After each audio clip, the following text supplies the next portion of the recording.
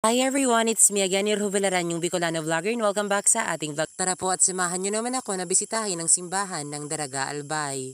Lakad lang po muna tayo ng mga ilang minuto. Kagagaling ko pa lang po ng Legazpi sa mga oras na yan. Medyo napaaga po ng uwi, kaya explore muna ng slight.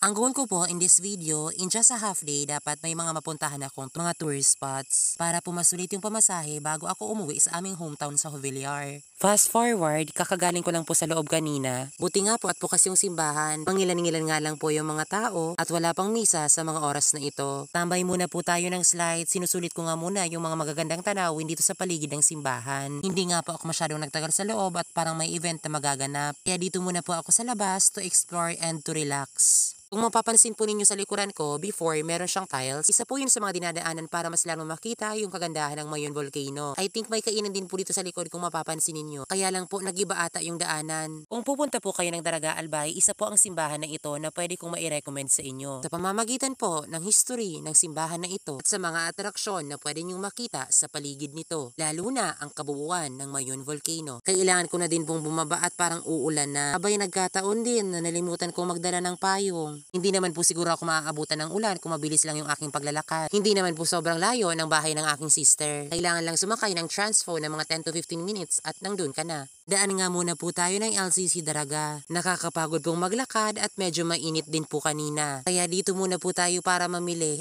Magpa-aircon pala.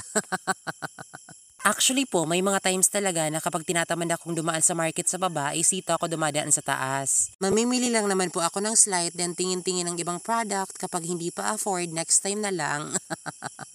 Actually po, may mga times talaga na kapag tinatamad ako maglakad sa market sa baba, ay dito ako napapadaan sa taas. May mga unexpected na ganap din po kasi sa baba paminsan-minsan, kaya delikado din po dumaan doon. Abay, naabutan na nga po ako ng ulan, malapit na sana ako sa bahay ng aking sister. Nakisilong na nga muna po ako dito sa saradong tindahan at baka mahimbing pang natutulog yung may-ari nito. Kaya ayun lang naman po in this video. Thank you for watching. Until next time, bye-bye!